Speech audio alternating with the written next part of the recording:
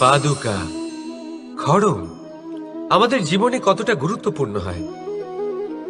যখনই আমরা এটা পায়ে পরে হাঁটি, এটা আমাদের রক্ষা করে কাঁটা থেকে, ছোট পাথর থেকে। এটা আমাদের সুরক্ষিত রাখে। কিন্তু যদি এটাকেই আমরা অন্য দৃষ্টিভঙ্গি দিয়ে দেখি, তাহলে এই পাদুকার জন্যই হাঁটার সময় পেছন থেকে আমাদের পায়ে কাদা লেগে যায়। এরকম মানুষও আমাদের জীবনে থাকে, যে থাকে তো আমাদের সাথেই, কিন্তু এরাই আমাদের পিঠ পিছে কাদা ছোড়ে।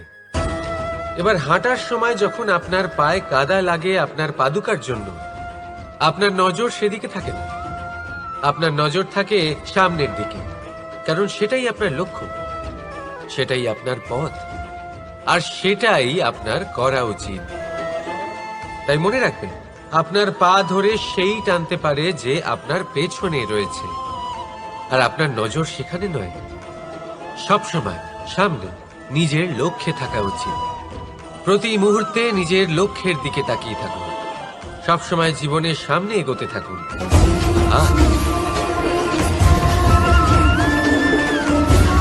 রাধা রাধা।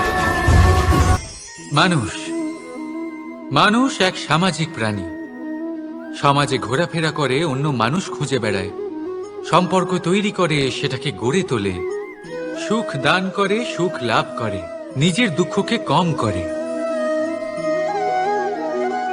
কিন্তু একটা জিনিস সে বোঝে না, কোন ব্যক্তি আপন আর কোন ব্যক্তি পর। দেখুন, আপন সে নয় যে সুখের সময় আপনার সাথে থাকে।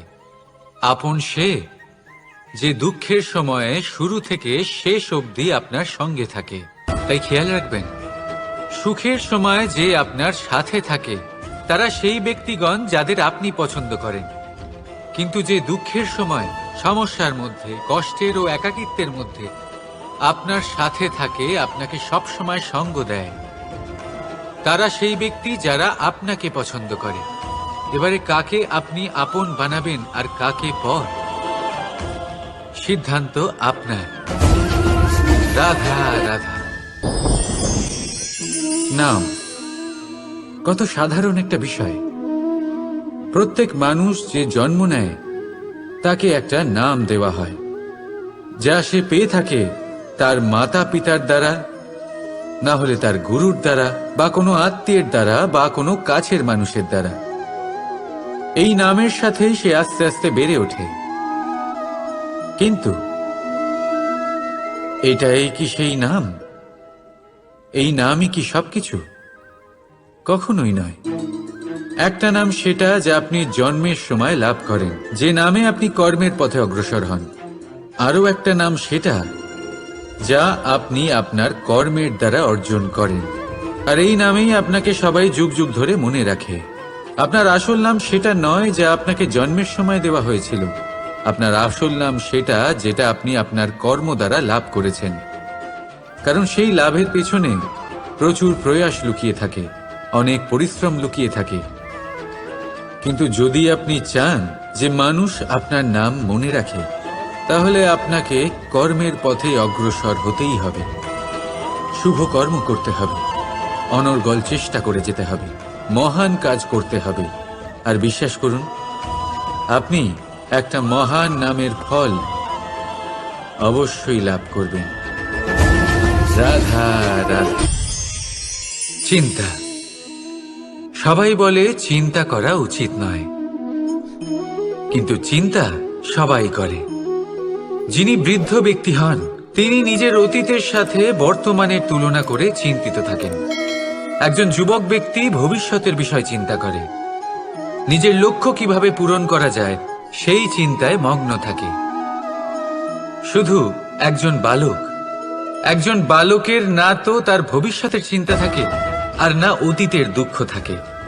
আর এরকম কেন? কারণ সে শুধুমাত্র বর্তমান নিয়ে ভাবে, আর তাই সে সব থেকে বেশি সুখী। তাই মনে রাখবেন, যদি আপনি আপনার বর্তমানের বিষয় ভাবেন, তাতে বাঁচেন, সেটাকে ঠিক রাখেন এবং সেটাকে আরো ভালো করে তোলেন, তাহলে আপনার অতীত আর আপনার ভবিষ্যৎ আপনা থেকেই ঠিক হয়ে যাবে। আসুন আমার সাথে ভালোবেসে বলুন, রাধা রাধা। মানুষের কত রকম অনুভূতি হয়, কিন্তু সে সেটাই করে যেটা সে আজ অবধি করে এসেছে, আর এটাই তার সব থেকে বড় ভুল। আপনাকে যদি উদাহরণ দিই, তাহলে একটা গোয়ালা যে ছোটবেলা থেকে একটাই কাজ করেছে, গরুকে চড়িয়েছে, দুধ বের করেছে, সে সারা জীবন সেটাই পাবে, শুধু দুধ। কিন্তু ভেবে দেখুন, যখন এই দুধ কোনো ময়রার কাছে যায়, তখন সে সেটা দিয়ে মালপোয়া বানায়, মাখন বানায়, বিভিন্ন রকমের সুস্বাদু মিষ্টি বানায়, ঘি বানায়। সে বড় কিছু করে, তার বদলে সে বড় কিছু পায়। তাই মনে রাখবেন, যদি আপনি সেটা করেন যেটা আপনি সব সময় করে এসেছেন, তাহলে আপনি সেটাই পাবেন যা আপনি আজ পর্যন্ত পেয়ে এসেছেন। নতুন কিছু করার চেষ্টা করুন, আলাদা কিছু করার চেষ্টা করুন, নিজেকে বদলানোর চেষ্টা করুন, নিজেকে প্রস্তুত করুন, নতুন কিছু করুন। তাই মনে রাখবেন, যদি আপনি এমন কিছু করেন যা এর আগে কেউ কখনো করেনি, তাহলে আপনি এমন কিছু পাবেন যা এর আগে কেউ কখনো পায়নি। তাই নতুন উপায়, নতুন চেষ্টার দ্বারা নতুন কর্মের পালন করুন। নতুন চিন্তা নিজের ভেতরে জাগ্রত করুন, কারণ এই চিন্তাই সত্য হয়ে আপনার জীবনে আসবে। রাধা রাধা। যদি আমি আপনাকে জিজ্ঞেস করি যে এই সংসারে সব থেকে মাহাত্ম্যপূর্ণ বস্তু কি, তাহলে আপনি বলবেন জল। আর একদম ঠিক বলবেন। কিন্তু কোন কারণে? এই জন্য যে সে আমাদের জীবন দান করে? এই জন্য যে সে আমাদের তৃষ্ণা মেটায়? নাকি এই জন্য যে আমাদের দৈনিক কাজ থেকে শুরু করে আমাদের মৃত্যু অবধি কাজে আসে, সব কাজে আমাদের সাহায্য করে? না, এর পেছনে একটা কারণ হলো জলের প্রকৃতি। ভেবে দেখুন, সমুদ্রের এই জল সূর্যের তাপ সহ্য করে বাষ্পীভূত হয়, তারপর উপরে গিয়ে মেঘে পরিণত হয়, তারপর সেই মেঘ রূপে প্রবাহিত হয়ে কোনো পর্বতের সাথে ধাক্কা খেয়ে বর্ষা হয়ে এই পৃথিবীতে বর্ষিত হয়। আর এই পৃথিবীর ধূলিকণা এর মাটিকে নিজের মধ্যে ধারণ করে। মানুষের দ্বারা, অন্য প্রাণীর দ্বারা যে ময়লা ছড়িয়ে পড়েছে তাকে নিজের মধ্যে ধারণ করে, আর তারপর ফের অগ্রসর হয়ে পড়ে সমুদ্রের দিকে, সমুদ্রে মিশে যায়। কিন্তু তবুও আবার বাষ্পীভূত হওয়ার সময় সেই ময়লাকে সে সেখানেই ফেলে যায়, সেই ময়লাকে নিজের সাথে নিয়ে যায় না। ব্যাস, এটাই জলের প্রকৃতি, যা তাকে মহান করে তোলে। আপনিও আপনার জীবনে আপনার কর্ম করুন, মহান কর্ম করুন, ভালোভাবে করুন, কিন্তু সেই কর্মের সাথে যে অহংকার আসে সেটা নিজের মধ্যে প্রবেশ করতে দেবেন না। তার থেকে ওপরে উঠুন। আপনি নিজেকে জলের মতো হালকা অনুভব করবেন। রাধা রাধা। এই সংসারে যেই জন্মগ্রহণ করে কিছু না কিছু অবশ্যই শেখে, এবং তার জন্য থাকে তার গুরুর অবদান। এবার এই গুরু কে হবেন তা আমরা নির্বাচন করি। হয়তো তিনি আমাদের মাতা পিতা হতে পারেন, হয়তো বন্ধু হতে পারেন, হয়তো দাদাও হতে পারেন, আদর্শ হতে পারেন, বা হয়তো গুরুকুলের শিক্ষাকর্তা গুরুও হতে পারেন। এবার সংসারের এমন কিছু জিনিস আছে যা জগতের কোনো গুরুই শেখাতে পারবেন না, তা আপনাকে সময় শিখিয়ে দেবে। কারণ এই সংসারে সময়ের থেকে বড় গুরু আর কেউ হয় না। এবার সময় আর গুরুর মধ্যে একটা সাদৃশ্য আছে আর একটা তফাতও আছে। সাদৃশ্য হলো যে সময় আর গুরু দুজনেই আপনাকে শেখায়। তফাতেই যে গুরু প্রথমে আপনাকে শিক্ষাদান করে, তারপর আপনার পরীক্ষা নেন। সময় প্রথমে আপনার পরীক্ষা নেয়, তারপর আপনাকে শিক্ষা দেয়। এবার শিক্ষা লাভ করে পরীক্ষা দেওয়া আর পরীক্ষা দিয়ে শিক্ষা লাভ করা এই দুই ভিন্ন বিষয়। আর সব সময় মনে রাখবেন, এই সময়ের থেকে আপনি যা শিক্ষা লাভ করবেন তা সব সময় যত্ন করে আপনার কাছে রেখে দেবেন। কারণ সময়ের থেকে বড়, সময়ের থেকে দামি, সময়ের থেকে অত্যন্ত আধুনিক আর কোনো গুরু নেই। রাধা রাধা। প্রেম আর চাওয়া একই মনে হয়, তাই না? কিন্তু আসলে এরা আলাদা। এদের মধ্যে অনেক তফাৎ আছে। দেখতে গেলে প্রেম আর চাওয়া কখনোই এক হতে পারে না। এবার যদি আপনাকে আমি এক উদাহরণ দিই, যদি আপনি এই ফুলকে চান, তাহলে আপনি এটাকে তার ডাল থেকে ছিঁড়ে আপনার কাছে রেখে দেবেন। কিন্তু যদি আপনি একে ভালোবাসেন, তাহলে আপনি প্রতিদিন এসে এটার শিকড়ে জল দেবেন, যাতে সে আরো প্রস্ফুটিত হয়। শুধু এটাই তফাৎ চাওয়া আর প্রেমের মধ্যে।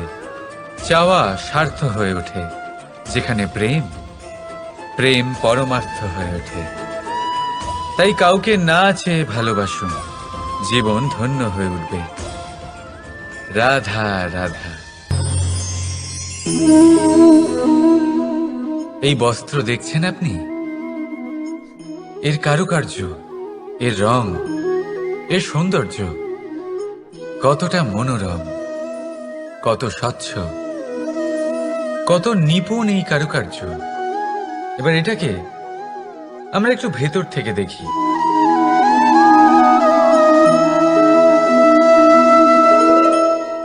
আপনি কি সেটাই দেখতে পাচ্ছেন যা আমি দেখতে পাচ্ছি? এটাই হয় আমাদের ব্যক্তিত্বের সাথেও, এটাই হয়। এই সমস্ত ঝামেলাগুলি মিটিয়ে নেওয়ার জন্য আমাদের সেই ঝামেলার মুখোমুখি হতেই হয়। তাই এই ঝামেলার দ্বারা কখনো ভয়ভীত হবেন না। এটাই আপনাকে একটা আনন্দময় জীবনের দিকে নিয়ে যাবে। রাধা রাধা।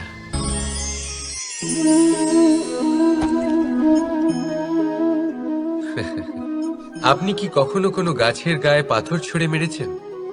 আজ না হোক, ছোটবেলায় কখনো না কখনো নিশ্চয়ই ছুঁড়েছেন। এখনো বাচ্চারা সেটাই করে থাকে।